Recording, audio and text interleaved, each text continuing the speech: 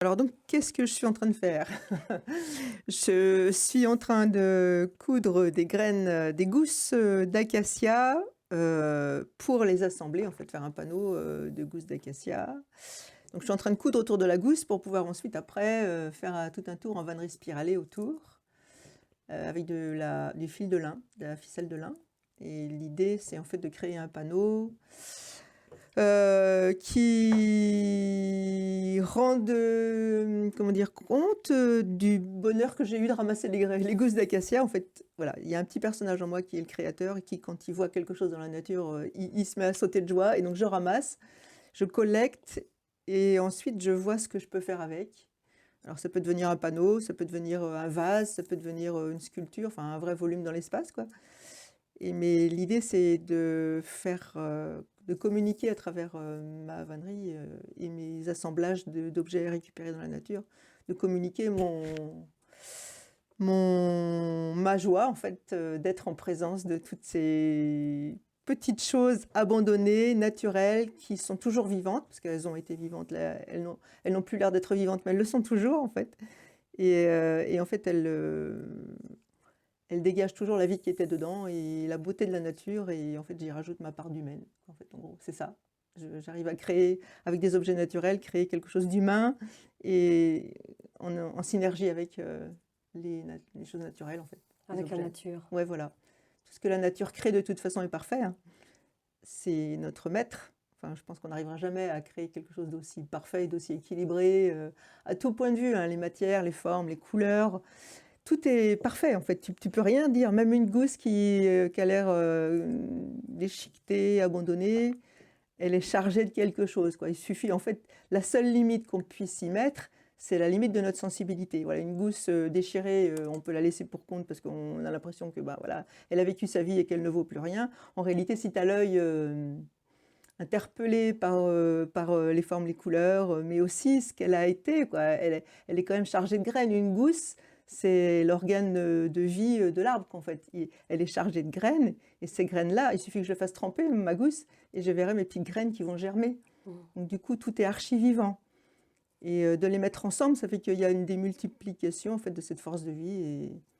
Et moi, ça me fait du bien. Et je me dis que si quelqu'un a envie de l'accrocher chez lui, ça lui fera aussi ce même bien. En fait, ça communiquera de cette façon-là. Ça le renverra vers la nature, vers Ouais, sa propre inspiration, sa propre créativité. Et puis ouais. ça me donne l'impression que ce panneau a déjà une âme et qu'on ressent justement l'existence de ces gousses.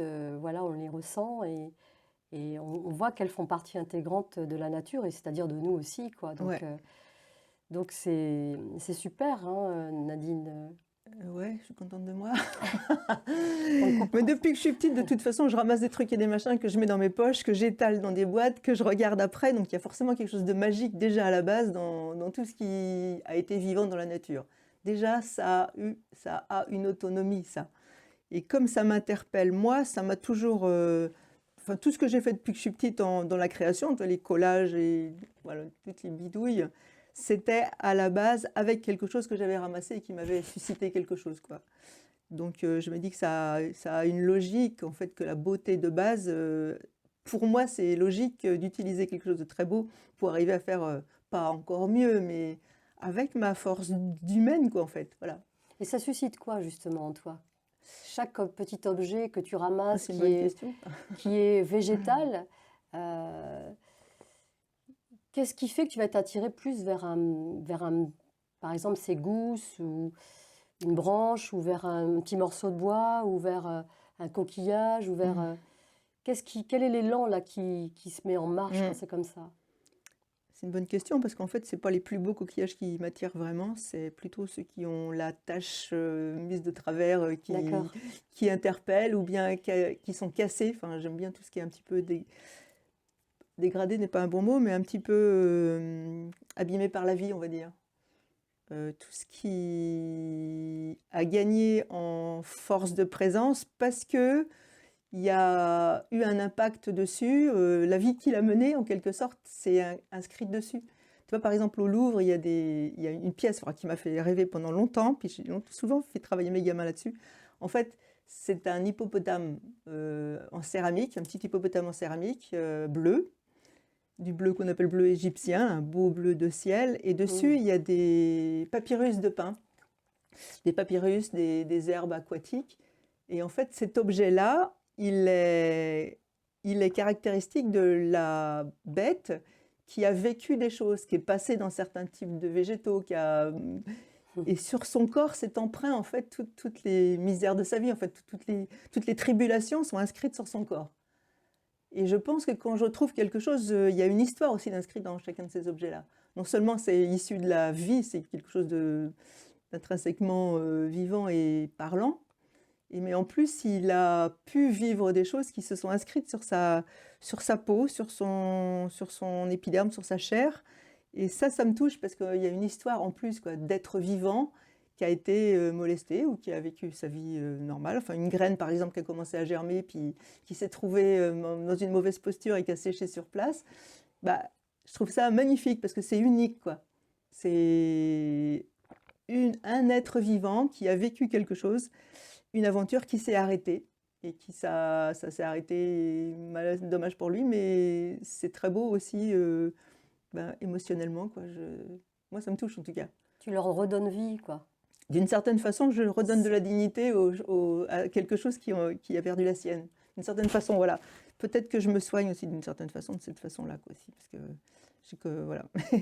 Le syndrome d'abandon, d'une certaine façon, je le retrouve là, en fait. Je trouve une petite chose abandonnée, que tout le monde piétine, en fait, me touche parce que c'est un être qui n'a pas la reconnaissance qu'il aurait dû avoir. Voilà, il y a ça aussi.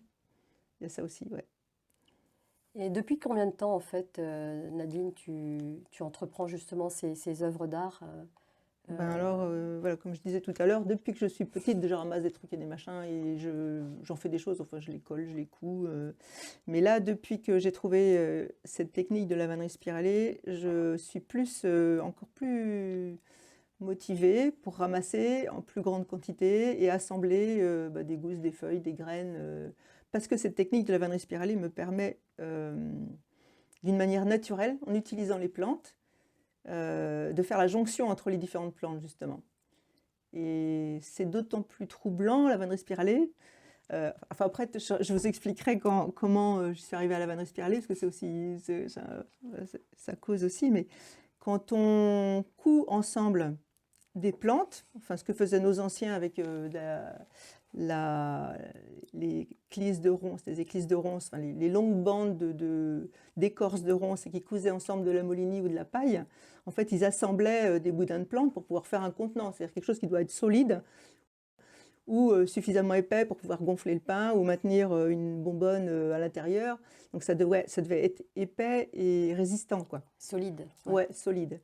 Et moi, ce qui m'interpelle là-dedans, c'est pas tellement que ce soit solide, parce que je fais pas forcément des choses solides. J'ai pas besoin de faire de la vannerie solide pour assembler mes feuilles ou mes petites graines. Mais par contre, ce qui m'interpelle vraiment bien, c'est que je crée de la chair. Et là, c'est magique pour moi de créer de la chair. C'est-à-dire que non seulement je ramasse des choses vivantes, mais en plus je crée de la peau et de la chair en même temps entre mes objets.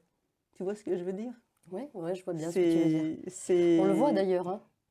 C'est Ouais. assez flagrant, hein,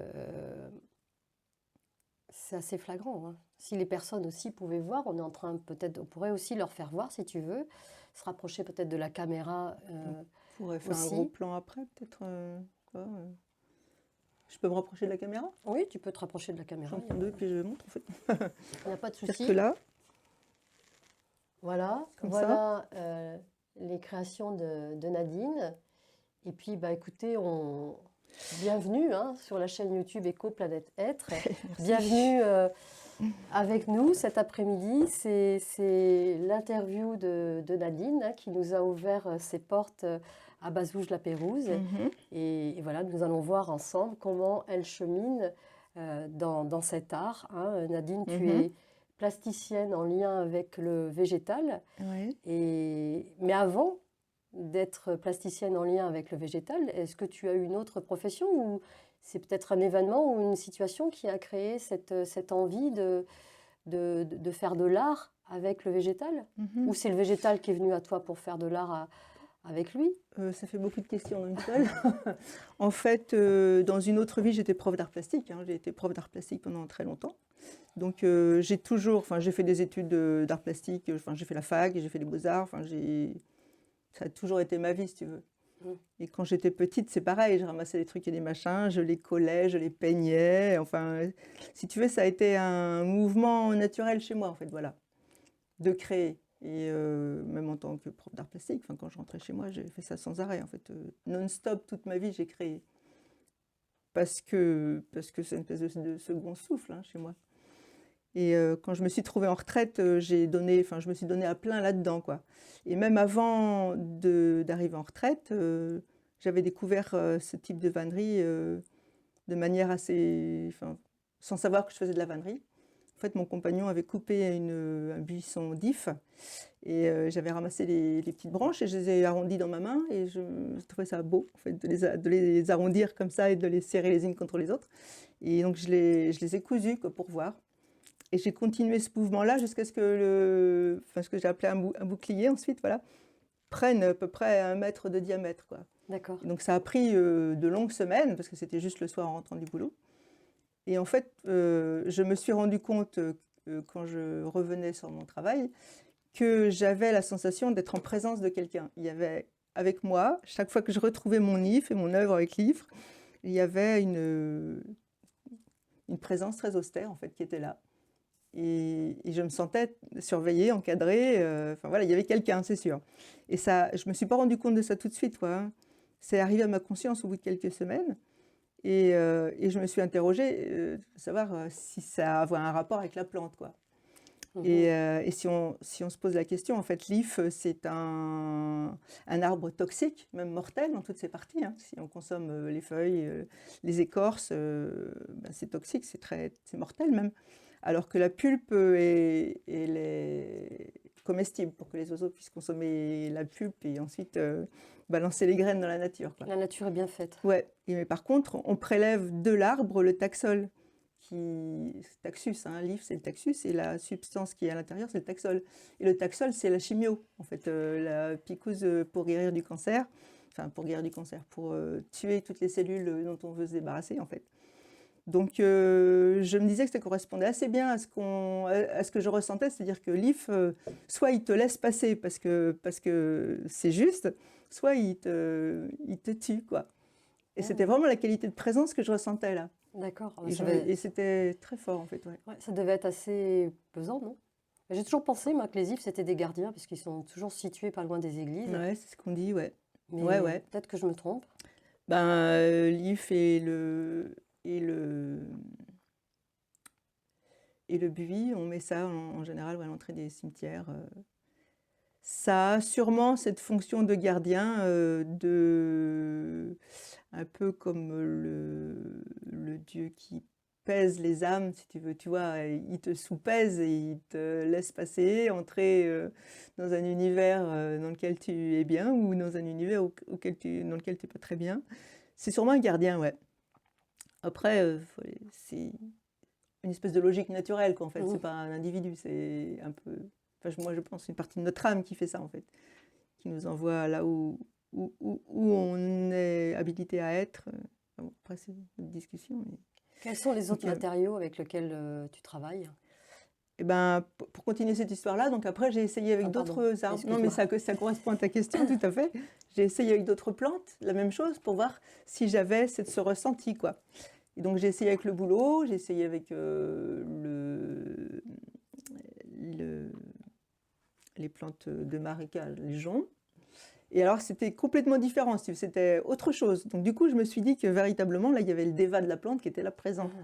Et donc, je me suis dit qu'on pouvait peut-être travailler et mettre en relation la plante avec ce qu'on avait envie de travailler. Toi, par exemple, quand j'ai travaillé avec les aiguilles de pin, c'est vraiment toute une histoire, parce que je suis restée très longtemps. J'ai un bouclier complet avec les aiguilles de pin, mais un truc très grand comme ça, sachant que les aiguilles de pin, c'est quand même assez long à mettre en œuvre. J'étais très mal, en fait, quand je travaillais avec les aiguilles de pin, et j'avais l'impression, chaque fois que je revenais à mon ouvrage, toujours pareil qu'avec l'IF, j'avais la sensation d'être en présence enfin même pas en présence, d'être moi dans la boue, d'être enfermée dans la boue, d'être comme prisonnière et oubliée du monde et un sentiment de détresse profond, quoi. Et dans le même temps, je me suis dit, au bout de quelques semaines, quand même, je me suis dit, c'est pas moi, c'est évident, tout va bien dans ma vie, il n'y a aucune raison que je me sente en détresse et profondément mal quand je revenais à mon boulot, quoi. Mhm. Et donc je me suis dit, qu'est-ce qui se passe? Il y a quelque chose qui fonctionne en moi dont j'ai pas conscience. Et pendant ce temps-là, enfin en même temps, à cette époque-là, je faisais des... Je pourrais mettre mes lunettes, je te verrais mieux d'ailleurs. Je faisais un travail avec Myriam Brousse en mémoire cellulaire à Paris. Et je lui en ai parlé et on a fait le travail. Et ensuite, il est apparu qu'effectivement, c'était lié à des mémoires de génération. Ouais. Et donc après, voilà, que c'était lié à une mémoire familiale. Et donc j'ai interrogé ma mère en revenant et en réfléchissant un peu, elle s'est dit ouais, c'est vrai. J'ai 2 oncles qui sont restés dans la boue à Verdun, qui ne sont jamais revenus, dont personne ne parle. Enfin, elle s'en est souvenue, mais vraiment, ils ont été oubliés par la famille, quoi. Ils sont restés dans la boue et c'était exactement ce que je ressentais, que j'étais dans la boue, abandonnée. Donc j'ai fait une psychogénéalogie. Ouais. Et suite à ça, eh ben, effectivement, j'ai pris contact avec ces 2 oncles. Et de fait, il y en a un qui s'est exprimé en disant qu'il attendait depuis longtemps qu'on lui, qu'on lui, qu'on lui Qu'on le tende la libère. main, voilà, Ouais. pour le sortir de là, et qu'il tenait dans son autre main son autre frère, et que les 2 devaient sortir de là, et qu'il fallait absolument que je fasse quelque chose. Voilà le résultat de la chose, quoi. Donc j'ai Incroyable. fait, ouais, Incroyable. mais ouais. Ah, ça a été vraiment une période terrible, ça. Alors après, j'ai fait un petit rituel, donc je les ai vus remonter tous les 2. Et voilà, chacun selon son caractère, parce qu'il y en a le premier qui était le plus âgé est remonté à toute vitesse. Il avait un grand manteau, j'ai vu. Il avait un grand manteau en feutre, tu sais, comme avaient les militaires.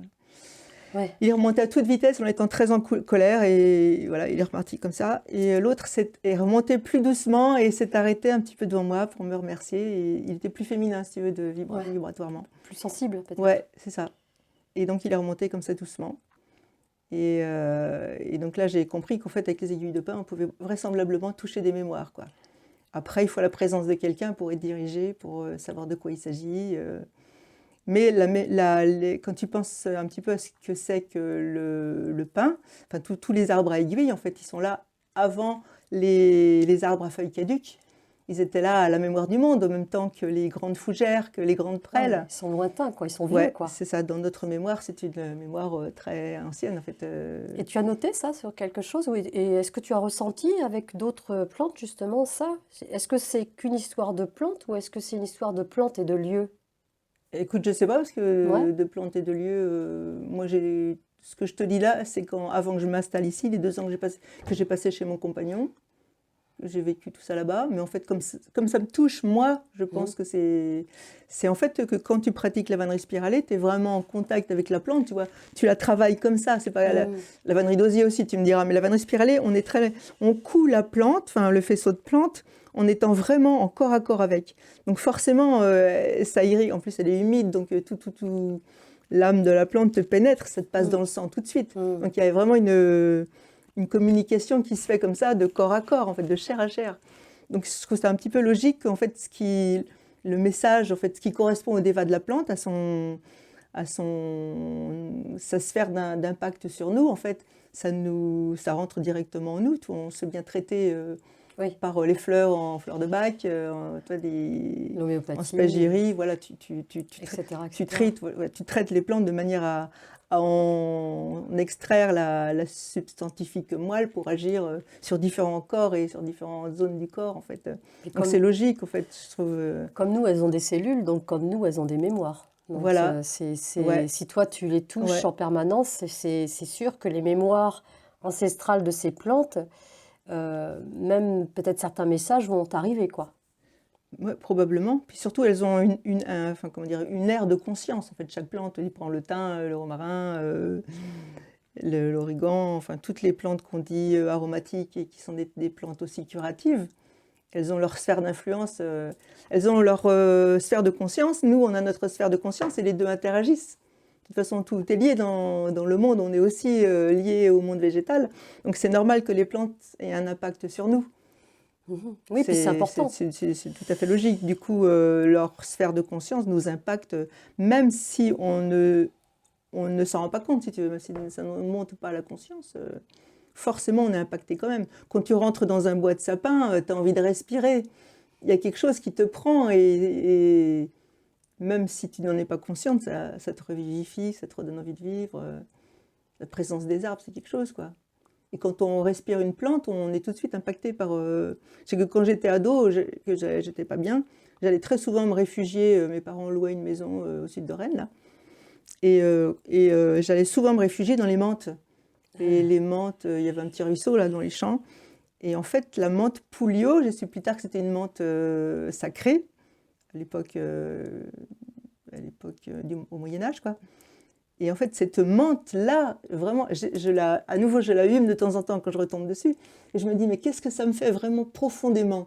Eh bien, ça guérit, ça nettoie profondément tous les ressentis toxiques que tu peux avoir, qui sont liés à la chair pas reconnue, à la chair qui n'a pas été soutenue, enfin, ça doit être en rapport avec des chakras de base, en fait, les chakras de la sécurité, de la reconnaissance, les chakras émotionnels.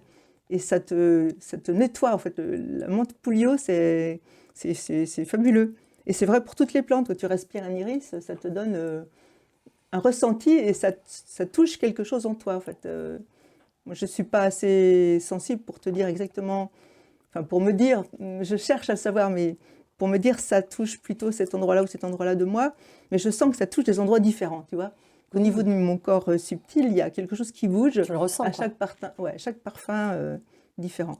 Du coup, Ben, c'est logique qu'une plante, quand tu la touches, elle t'impacte, quoi. en fait, tu fais de la communication avec les plantes à travers ce que tu crées. Et puis, c'est une invitation à nous tous Ouais. de ressentir. Mm. C'est une invitation à retourner à la nature, à la source. Ouais. Et surtout à se dire que c'est vachement plus subtil qu'on croit. On est vachement monolithe, on est très blindés, nous les humains.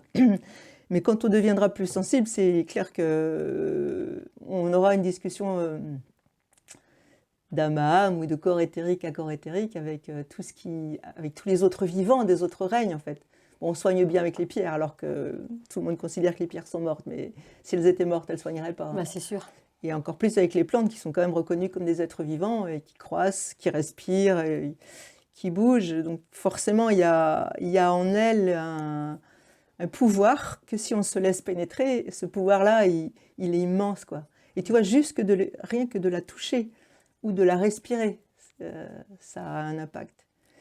Et en fait, moi, mon grand rêve, ça a été toujours de parler avec les plantes. C'est pour ça que je me suis attelée à la vannerie spiralée. C'est pour ça que quand je me suis rendu compte que je touchais à cet if et que cet if-là m'impactait, je me suis dit, ça y est, j'y suis presque, je vais pouvoir entrer dans le contact avec les dévas des plantes. Si tu veux, comment dire, celle qui m'a beaucoup inspirée, c'est Hélène, celle qui a travaillé à Findorn, dans l'expérience de Findorn, en fait, des 3 personnes qui sont sorties de leur zone de confort pour aller s'installer dans une caravane sur le sable, tu sais, en Écosse. Oui. Tu dois connaître cette expérience-là. Et qui ont créé un jardin fabuleux, sur rien, sur du sable, tellement fabuleux que maintenant c'est un haut lieu de la spiritualité où il y a des conférences, et voilà, donc c'est maintenant archi connu. Mais à l'époque, Findorn, c'était du sable et une famille à nourrir. Et du coup, c'est une des personnes, la Hélène, qui canalisait les dévas. Enfin, petit à petit, elle s'est rendue compte qu'elle qu'elle recevait des informations des dévas des plantes. Du coup, quand il s'agissait de planter des choux, elle rentre en contact avec c'est elle qui était prise par le déva des plantes, c'est même pas elle qui cherchait à savoir. Elle s'isolait dans les toilettes pour recevoir ces canalisations, pour être vraiment en paix. Et en fait, le chou lui parlait, elle lui disait, voilà, là, ici, il faut plus de sang, il faut plus d'eau, ou il ne faut pas mettre les choux à côté de telle plante. Du coup, elle avait des informations très précises. Et en suivant ces informations-là, c'est un jardin fabuleux qui en est sorti, avec des choux immenses, avec des radis immenses aussi. Et du coup, ça s'est su.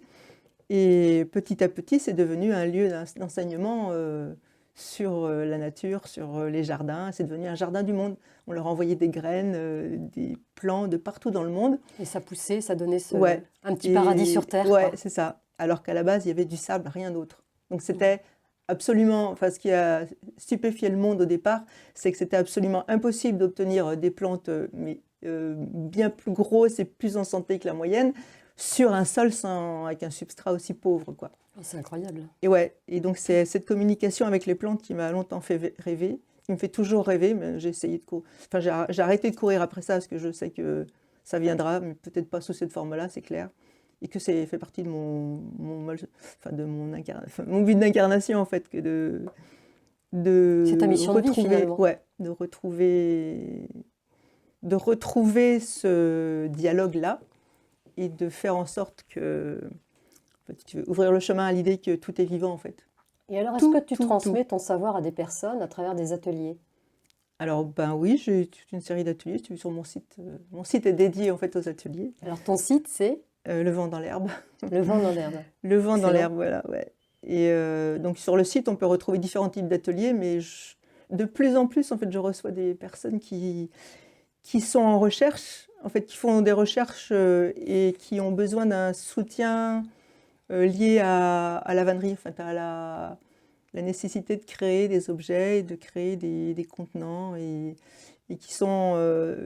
voilà, il y a 2 personnes là, très récemment qui sont en fait des étudiantes qui avaient besoin, donc, pour leur travail d'étudiante, de connaître ces techniques-là pour voir comment on pouvait se servir de la nature pour faire avancer un petit peu leur technique.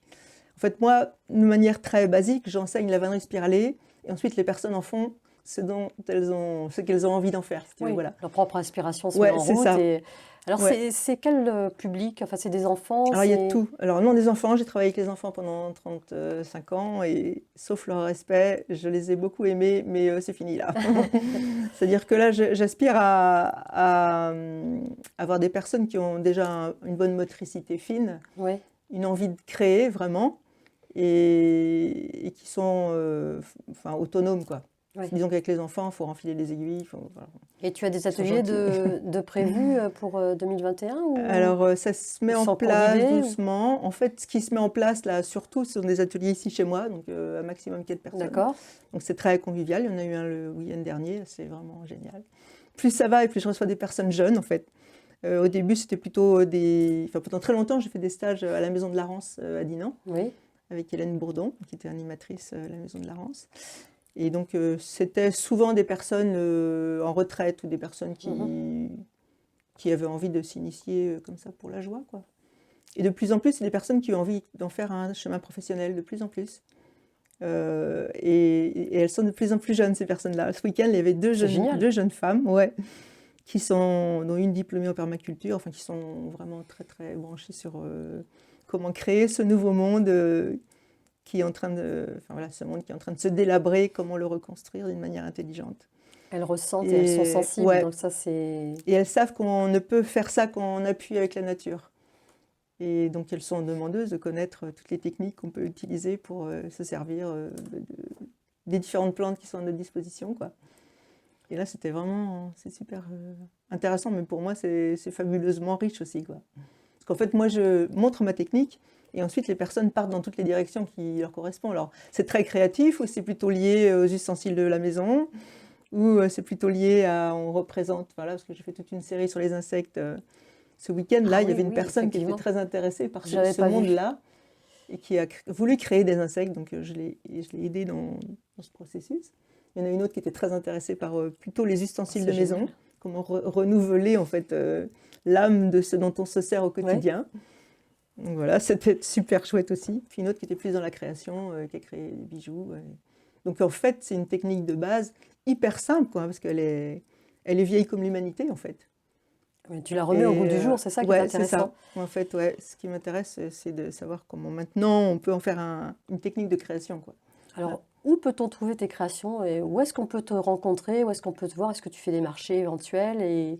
Oh, il y a plein d'expos. Alors là, 2021, c'est bourré d'expos. Là, si on veut me trouver. Ouais, c'est génial. Il y en aura est-ce que tu peux nous en dire quelques-unes? La prochaine, ce sera au mois de mars, avril et mars, à Melesse, près de Rennes, à Melesse. Oui. Voilà. Ok, je vois bien où c'est. À l'occasion de la semaine sans pesticides. Donc elle commence à l'occasion de la semaine sans pesticides, donc ce sera une occasion D'y de aller? parler de la nature, voilà, et de parler de ce monde vivant et, et assez stupéfiant quand même. Donc j'expose avec Laurence Chérel une exposition qui s'appellera Contre vent et marée. Donc pour parler de la résilience des plantes, comme quoi elles sont beaucoup plus fournies que nous en gènes, donc elles sont capables elles ont des possibilités que nous on n'a pas, hein, y compris. Une conscience aussi qu'on n'a Et pas. ouais, ben justement, ça gêne beaucoup les scientifiques en fait de penser que plus un individu a de gènes et plus il est évolué. Donc forcément, plus il a une conscience, il est Ben oui. capable d'englober beaucoup plus d'informations.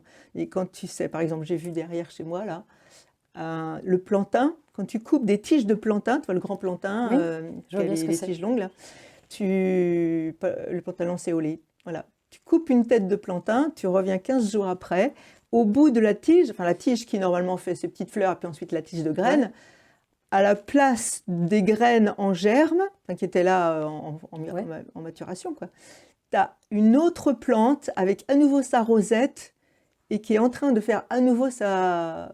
Donc elle a reconstitué à la place de la partie qu'on lui a coupée, elle reconstitue une plante totale. En 15 Et jours. c'est ahurissant. Ouais. Ah ouais. Ah, tu pourrais écrire un C'est livre, hein. fou ça. Et j'imagine qu'il y a d'autres plantes. Ouais, j'ai écrit un livre déjà. Tu as écrit un livre déjà? Ouais. Et on Alors, peut le trouver quelque part, ce livre ou... ouais, La rose mystique, Rennes. Ouais. Ah, c'est un livre qui concerne ce que tu fais là maintenant ou... Euh, euh, Attends, alors pour finir avec les expositions, hein, peut-être on va parler des Oui, expositions, on parlera du excuse-moi. bouquin après. Ouais, pour dire que donc Contre vent et marée, cette exposition avec Laurence Chérel, ça va être une exposition pour montrer comment les plantes ont de la résilience en fait, comment elles peuvent survivre à beaucoup de choses et comment elles sont en lien aussi avec nous et comment on peut, par l'intermédiaire de l'art et de la représentation des fleurs, parce que Laurence s'est débranchée sur les fleurs, comment on peut s'en sortir quoi en fait. Mm. Elle a beaucoup travaillé aussi là-dessus, Laurence. Elle a eu une grosse maladie et elle s'en est sortie par la création. Et donc, du coup, c'est un peu ça qu'on a envie de Le message est véhiculer fort là. dans cette exposition. Voilà. Et en plus, ça va englober la journée pour les femmes. Donc, du coup, on va faire l'information à partir des plantes sur ces Mm. différents domaines de la préservation de la vie, en fait, du respect de la vie, et que tout est vivant et que nous, on en fait partie et qu'on n'en est qu'une petite parcelle, quoi, en fait. Voilà. Donc Ça c'est va être le quand? but de notre... En mars? Alors, c'est avril et mars. Mars, il faudrait que je sorte mon petit... ça commence la semaine des pesticides et ça doit se terminer vers la semaine où c'est la Mais journée des femmes, en fait. tu nous redonneras les dates, comme ça les personnes qui regardent cette vidéo, s'ils le souhaitent, pourront te retrouver. Ouais, on peut faire ça, voilà. Et ça va nous encourager tous aussi à venir vous rencontrer parce que c'est hyper passionnant Voilà, et puis il y ce que aura vous des journées faites, de quoi. prévues pour recevoir le public, pour donc être en contact avec le public et répondre aux questions, et voilà. Donc Intéressant. c'est bien organisé, voilà. Ça me Alors, laisse dans la salle dans la galerie municipale, en fait, voilà. Donc facile à trouver, dans la mairie, c'est dans la mairie. alors, autre exposition. Alors après, il faudrait que je sorte mon petit carnet pour avoir toutes les dates, parce que je ne sais pas du tout, hein. Donc il y a les GEMA, les Journées européennes des métiers d'art, 10-11 avril, D'accord. à Mordel, donc c'est aussi sud-ouest de Rennes. Sud-ouest, oui, c'est ça. Et donc là, c'est les plus beaux GEMA de Bretagne. C'est organisé par la MOCAS, qui est une association culturelle de Mordel. Et donc là, j'aurai un stand pour présenter mon travail et puis aussi mes stages. Et voilà. Donc là, c'est un salon, hein, c'est pas une exposition, là, c'est un salon. C'est un salon, Voilà, d'accord. 10 et 11 avril. Et puis il y aura le Ça, salon Éco-Planète Être Ouais, auquel tu vas participer, alors qui est le 23, 24 et 25 avril voilà, ce sera le week-end d'après, donc ça sera... 2021. Donc c'est bien un Ouais, agenda ça bien sera chaud. chargé. Ouais, Donc avril sera bien chaud. on te retrouvera sur ce salon-là. Et qu'est-ce que Ouais. tu comptes présenter sur ce salon-là, justement? Ben je sais pas trop encore en fait. Je suis en train de faire là derrière la caméra un arbre en aiguille de pin, en essayant de mettre dedans. Le pain encore. Ouais, ouais, les aiguilles de Incroyable. pin. Ah mais c'est fabuleux les aiguilles de pin. Si vous voulez avoir une bonne vue de ce qu'on peut faire en aiguille de pin, vous tapez, parce que c'est une vraie tradition de vannerie spiralée en aiguille de pin en Amérique du Nord. Si vous tapez basketry needle pine, donc vannerie en aiguille de pin, vous tomberez sur des créateurs en Amérique du Nord qui font des trucs mais fous en aiguille de pin. Donc, c'est pas moi qui l'ai inventé. D'ailleurs, je l'ai réinventé sans savoir qu'il y avait en Amérique du Nord des gens qui faisaient. Et quand j'ai vu ça, j'ai dit waouh, quoi. Et donc l'aiguille de pin permet d'avoir des structures, si tu veux, c'est bien rigide, donc ça permet de faire de la sculpture très rigide. Donc là, je vais faire un arbre complet. Donc je pense que je vais loger mon arbre, parce que ça va être un tout petit stand. Puis derrière, je vais mettre un panneau que j'ai fait spécialement pour Écoplanète Être sur la soif de vivre, en fait, voilà. Alors sache qu'il y aura, il y a une salle dans la salle Ilédona, qui a une seconde salle justement, où il y aura un espace justement où les personnes qui exposent, qui vont venir avec leur créativité, pardon, avec leur création, Ouais, vont pouvoir justement à un moment donné ramener un petit peu plus ouais, leur création, en ramener un petit peu plus pour pouvoir les montrer exposer, davantage, quoi. en montrer davantage, quoi. Ouais. Et puis, bah, vous retrouverez aussi Nadine, hein, vous aurez la possibilité de la rencontrer le 24 avril entre 15h et 15h45. Elle se fera le plaisir d'échanger avec vous sur tout ce qu'elle est en train de créer à l'instant T, c'est-à-dire au mois d'avril. Oui, voilà, ça va être un exercice en live de création, en fait, ouais. Comment une œuvre entre gestation, c'est ça, hein. Comment une œuvre entre en gestation, Ouais. et puis bah, nous faire voir aussi tout ce que tu es en train tout ce que tu utilises, quoi. Tout ce monde végétal, nous les présenter, parce qu'on Ouais. on les connaît jamais assez bien. Et puis peut-être, eh ben nous, on essayera de s'exercer, peut-être le public aussi, essaiera de s'exercer à ressentir Ouais, quels c'est seront une leurs bonne idée. ressentis. Ça va être intéressant aussi Ouais, très bien. lorsqu'ils Ouais, vont c'est passer devant ta création, tu auras un atelier tout entier, 3/4 d'heure. Ouais. C'est peut-être pas beaucoup, mais c'est déjà quand même pas mal. Où les gens, en passant, Dieu sait s'il y a des gens qui sont sensibles aussi sur ce type de salon. Et je pense que c'est possible que ces personnes ressentent des choses et Ouais. viennent te voir en disant, voilà, moi j'ai ressenti ça, ou j'ai eu peut-être tel petit esprit de la nature. Enfin, c'est possible, Ouais, tout est ouais. C'est possible, vrai hein. que c'est intéressant parce que finalement, plutôt que je parle sans arrêt, faire une sorte d'atelier, j'ai fait ça à la Maison de la Rance une fois, mais ça a été vraiment stupéfiant, quoi. Les personnes, il y avait une douzaine de personnes qui étaient là, donc avec Hélène Bourdon, les Amis en rond, et on a mis, les yeux fermés, des feuilles diverses Génial, à l'intérieur, sur les mains, et ensuite, bon, il y a eu un partage. génial, Et, génial. ah ouais, mais ça a Et pourquoi été pas? stupéfiant, et c'est intéressant, ouais. Pourquoi pas amener Ouais, finalement, entrer directement dans le vif du sujet c'est qui ça? est la vie communique la vie. Et donc, forcément, comme on est des êtres vivants, on est en perception tout le Voilà. temps. Et ce qui nous manque, en fait, c'est de mettre la conscience là-dedans.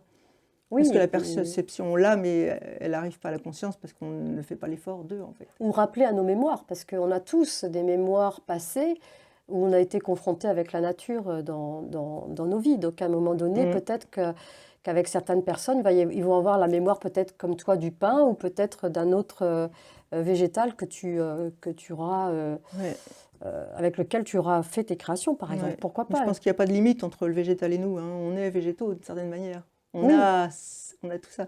Si on n'était pas aussi végétal, on ne serait pas impacté comme ça sur le plan curatif, hein, parce que quand on mange ou quand on est soigné par une plante, elle agit sur nous. C'est donc on a une zone commune, si tu veux, et donc on est en partie végétaux. Enfin, moi, je pense que oui. Enfin, en tout cas, oui, moi, je oui, le ressens très fort pour moi, hein, c'est clair. apprenons à le ressentir tout simplement. Même si Oui, on a c'est un peu ça. oublié ces mémoires-là, bah, toi, tu nous donneras Ouais. l'occasion, à travers ce salon, à travers ta présence sur ce salon, bah, de se remémorer. On peut tenter Voilà, la chose, en tout cas. ça Et serait sympa. ça, Enfin, je sais pas ce que tu en penses, mais ouais, je trouve ça très intéressant. eh bah, C'est intéressant parce qu'en fait, c'est ce qui nous manque. Je suis en bah, train de prendre conscience de on vous ça. donne rendez-vous. On vous donne rendez-vous justement Ouais. le 24 avril pour ressentir justement certaines plantes. Et Nadine se fera un Eh plaisir ben, très bien. Ça m'intéresse comme voilà, exercice, ouais. voilà, d'en amener et puis de voir Ouais. justement tous ensemble ce qu'on est capable de réveiller, de ressentir à ce moment-là. Ouais, Alors c'est vrai. Nadine, peut-être que tu as quelque chose à rajouter sur cet entretien.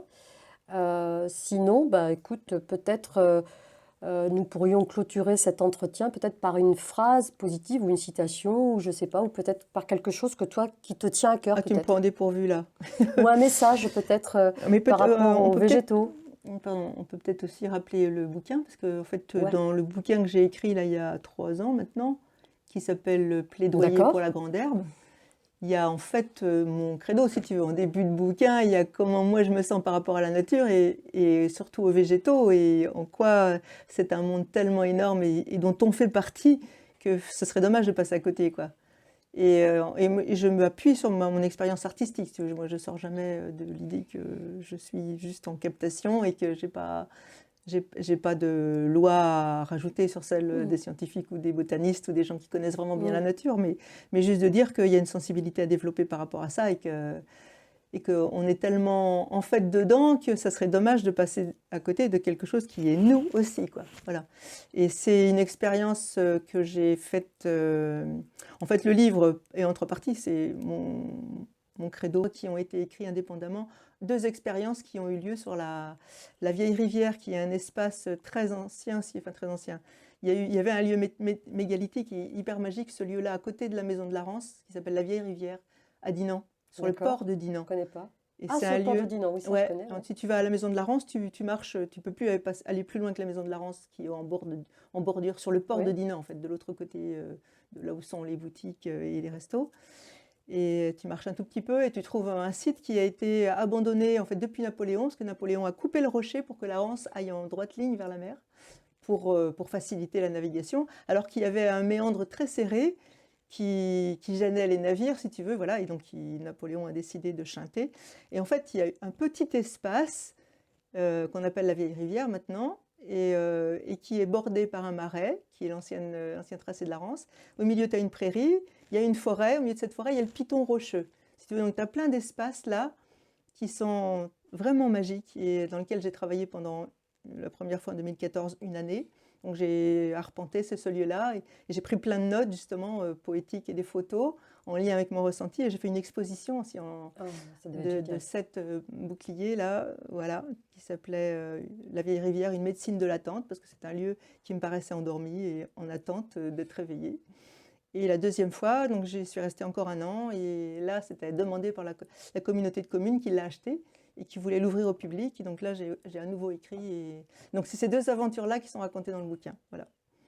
Et donc voilà, on peut le trouver à la Rose Mystique. Il est encore à la Rose Mystique là et il est à la Maison de la Rance aussi à Dinan. D'accord. Donc Voilà. ça, c'est bon à savoir. Ça, c'est des informations importantes aussi Voilà, pour les si on personnes veut.